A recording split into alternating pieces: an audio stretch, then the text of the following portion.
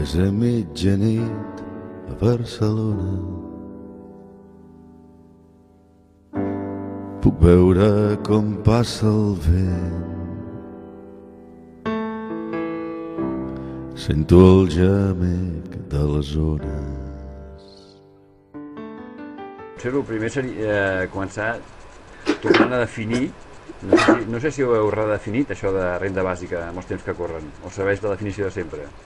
No, clar, per suposat serveix la definició de sempre. La renda bàsica seria, suposant que estigués implantada, una assignació monetària incondicional. És a dir, qualsevol persona, pel fet d'estar en un territori determinat, rebaria aquesta quantitat monetària.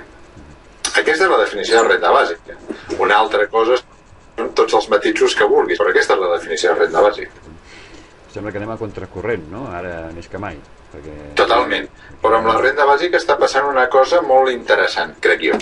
I és que, de la mateixa manera que políticament és una proposta que sembla cada vegada més complicada, justament perquè va contracorrent, però en canvi està rebent una atenció com potser fa molts mesos, per no dir alguns quants anys, que no estava tenint per part dels moviments socials, com per exemple el 15M, com una força política una miqueta poc convencional, com seria el cas de Bildu, que ha assumit almenys programàticament la proposta de la renda bàsica. Però en temps en què la Unió Europea diu que s'ha de retallar, que la Merkel diu que hem de ser molt austers i que tothom redueix despeses, això sembla que és clamar en el desierto, no? Per això et deia que és una proposta que sembla que políticament vagi contracorrent, però una altra cosa és el que diuen les institucions, el que diu la Unió Europea, el que diuen els governs, i l'altre és el que podríem dir és una necessitat, diguem-ne, objectiva. La renda bàsica, una de les qualitats que té justament és que, o una de les coses interessants que té en època de crisi, és que justament seria més necessària en una situació actual que no pas en una època de bonança econòmica. Els que són partidaris de la renda bàsica tant ho som en una època de bonança econòmica com en una època de crisi com l'actual, però actualment seria més necessària. Per què? Bé, ho saps perfectament, la immensa majoria de persones estan passant una situació molt precària, en general econòmica, i això s'està traduint en un gran increment de l'atur, cosa que derivativament porta cap a un gran increment de la pobresa. Tinc ganes de saber, perquè cada vegada sembla que són dades més difícils d'aconseguir, però tinc ganes de saber les noves dades de pobresa. En qualsevol cas, estem ja amb uns nivells del 24-25%, més o menys com a nivell d'atur. Obres el llibre amb un article que diu de què parlem quan diem que la renda bàsica és, o no, justa, sobre liberalismos i republicanismos. Què tenen a veure els liberalismos i els republicanismos amb la renda bàsica? Bueno, la renda bàsica, a part doncs, de la justificació que podríem dir econòmica, o bé la contrastar si la renda bàsica és viable econòmicament, hi ha un pas previ, que és justa la renda bàsica? I aquesta pregunta de si és justa la renda bàsica intenten respondre a les teories de la justícia. Hi ha dos grans grups de teories de la justícia, que són les liberals des del punt de vista de les teories de la justícia acadèmiques, que són les que podríem dir el mainstream, les dominants en l'acadèmia actual, i la justificació republicana històrica, no? Que és la que personalment em sento més identificant. La justificació republicana històrica, per dir-ho de forma molt senzilla, diria una persona no és lliure si no té l'existència material garantitzada, i per tant no podem parlar de llibertat independentment de si hi ha grans nivells de desigualtat. Per tant, igualtat i llibertat són dos variables que van íntimament unides. Aquesta és la idea bàsica d'aquesta part de l'article o del capítol que tu cites del llibre, no? És a dir, En realitat es tractaria justament això de justificar des del punt de vista filosòfic econòmic, filosòfic polític també, si és justa o no la renda bàsica. Cap al final del llibre, a la quarta part, en fas un altre, juntament amb el Rubén Lobuolo i el Pablo Llanes, que tituleu La crisi econòmica, els subsidis condicionats i la renda bàsica. Quina és la idea d'aquesta? Quina és la conclusió? Sí, o sigui, el Rubén Lobuolo és el responsable de la xarxa renda bàsica d'Argentina i el Pablo Llanes igual de Mèxic. Llavors, entre els tres, amb els quals tant amb el Pablo com el Rubén tinc una gran relació, tant des del punt de vista personal com des del punt de vista, diguem-ne, polític i acadèmic, vam proposar-nos el següent, i era una anàlisi de la crisi econòmica, però alhora què podria aportar la renda bàsica amb la situació actual de crisi econòmica tant en tres països tan diferents com Mèxic, Argentina i el Regne d'Espanya. El Regne d'Espanya perquè està dins de l'economia de la Unió Europea i Argentina i Mèxic perquè són dos països d'Amèrica Llatina, no? I la idea és bàsicament aquesta, és dir, a part d'una anàlisi, diguem-ne, més o menys sofisticat i teòric de la crisi econòmica, com podria la renda bàsica o ingreso ciudadano, com ells li diuen, com podria jugar un paper a economies tan diferents i en una situació econòmica com l'actual. I has de pensar que una de les coses que tant a Amèrica Llatina, o sigui, bàsicament Argentina i Mèxic, els hi preocupa molt són els subsidis focalitzats. Què vol dir? Subsidis que es necessita algun tipus de condicionalitat per rebre. I aquest és el punt fonamental de diferència amb la renda bàsica o ingreso ciudadano, com li diuen ells. Ingreso ciudadano, la renda bàsica, és una mesura incondicional. Els subsidis condicionats que reben o que estan molt desenvolupats a Amèrica Llatina justament tenen aquesta gran diferència. Es necessita algun tipus de condició per rebre'ls. Ells diuen més que condicionalitat, focalització, no? Subsidis focalitzats. Han estudiat molt a fons el que significa els subsidis focalitzats a Amèrica Llatina i realment són una autèntica desgràcia des de molts punts de vista, i un d'ells és el clientelisme. A Amèrica Llatina el clientelisme lligats als subsidis condicionats és una lacra, és una cosa que nosaltres no tenim, no? O no tenim d'una forma tan desenvolupada aquí a Europa, però ells tenen aquest problema i per tant la renda bàsica seria una forma de combatre els subsidis condicionats, que diríem nosaltres, o focalitzats, com dirien ells. Quin és el model existent real que més s'acosti al que voldríeu fer amb la renda bàsica? Cap. La veritat és que com a model real, cap. El que passa és que podríem dir que, clar, hi ha societats que són més igualitaris en algun aspecte que altre, en fi. Ara, només hi ha un lloc en el món, des de fa 30 anys aproximadament, que reben una renda bàsica de forma molt particular, que és Alaska.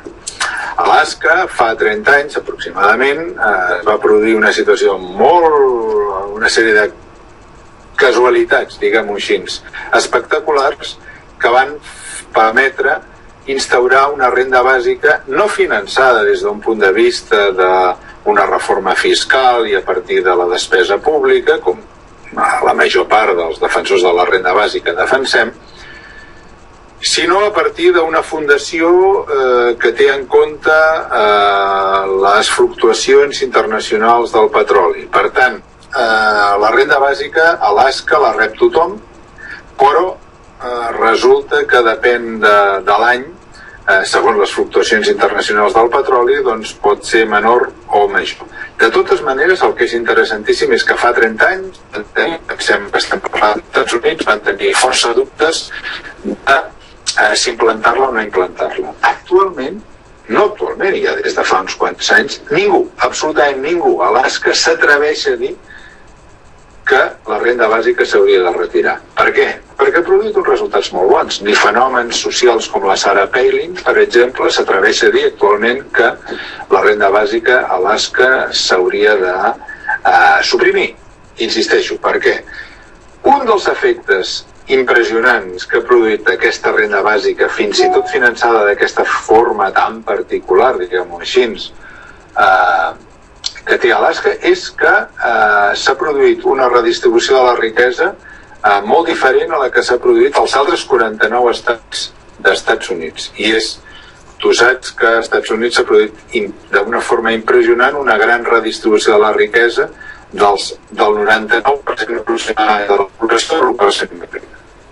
Alaska almenys s'ha produït una distribució de la riquesa que sense, en fi, tampoc tirar coets, però és una distribució de la riquesa molt més igualitària que la resta dels 49 estats. Hi ha qui ha arribat a dir que la renda bàsica, que Alaska, gràcies a la renda bàsica, és l'estat d'Estats Units més igualitari. O, jo diria d'una altra manera, menys desigualitari, que és una altra manera de dir-ho. En temps en què ens regateixen els pirmis, com es convenç els polítics que hem d'anar per la via de la renda bàsica? En realitat els polítics crec que no és una qüestió de convèncer amb arguments, perquè finalment es tracta de les pressions socials que tenen. I actualment la renda bàsica no és cap pressió social pels polítics. Ara bé, cada vegada que he pogut parlar amb polítics és impressionant, per una banda, el desconeixement que tenen de la proposta i després, quan comencen a entendre la proposta, es queden sense arguments en contra. Això no vol dir que després no fotin res, absolutament res, no?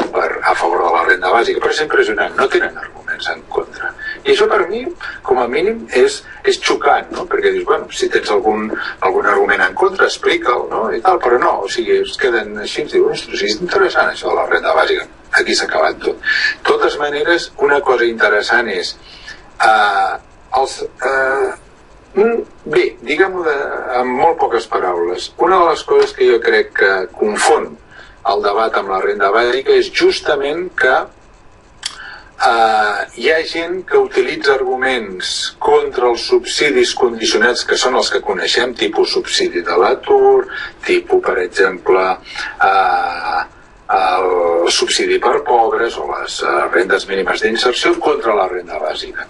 I aquest és un error, perquè precisament la gran característica diferencial de la renda bàsica és que és incondicional. Llavors, arguments contra els subsidis condicionats no serveixen per la renda bàsica. I això és una de les coses interessants, no? Quan hi ha hagut algun debat en el Parlament espanyol sobre la renda bàsica, el que és terrible és el poc nivell dels diputats, que ha produït fins i tot algun malestar i alguna contesta en alguns diaris per part de gent que no està a favor de la renda bàsica, però que ha considerat un insult per part de gent que cobra del nostre pressupost públic aquest baix nivell contra la renda bàsica. La renda bàsica es pot estar a favor o en contra, però hi ha molta elaboració des de fa molts anys. El que és insostenible i el que és indignant és que els diputats utilitzin uns arguments tan barroers per oposar-se a la renda bàsica, com ha passat al Parlament espanyol les dues vegades que s'ha debatut algun projecte de llei sobre la renda bàsica. Fa molts anys que treballes en aquest tema, has publicat moltes coses, molts articles, llibres, ara aquest darrer, la renta bàsica en l'era de les grandes desigualdades. Hi ha algun motiu perquè siguis ara més optimista que fa els anys que fa, que t'hi dediques? Tot el meu optimisme, si així es pot dir, ve, com et deia abans, per part del carrer. I quan dic carrer, per no semblar demagògic i per intentar ser concret, m'estic referint a coses relativament noves, com el moviment del 15M i partits polítics o coalicions polítiques una mica estranyes, o almenys no tan convencionals com les habituals, com seria Bildu, no? Per què? Perquè la veritat és que crec que amb la renda bàsica, almenys amb la meva experiència en els últims, diguem-ne, 15 anys, ha produït com una espècie d'efecte rebot, no? O sigui, dels moviments socials van al Parlament, o als parlaments, va haver-hi interès en els parlaments, és indiscutible, però des de fa 3 o 4 anys aquest interès excepte, evidentment, alguns diputats, no tinc cap tipus de dubte que tenen interès per la renda bàsica, però el que fa el que podríem dir i l'activitat institucional els parlaments han abandonat. La idea de la renda bàsica, i més a partir de les darreres eleccions generals del 20 de novembre de 2011, on pensar que tenim alguna esperança amb la renda bàsica a partir de la nova majoria parlamentària i governamental jo crec que seria imbècil simplement tenir algun tipus d'esperança amb aquesta gent, no? Llavors la meva esperança o el meu optimisme, per utilitzar les mateixes paraules que tu, seria el que s'està veient amb algunes actituds per part d'alguns moviments socials i per part d'algun moviment polític una mica fora de la convenció.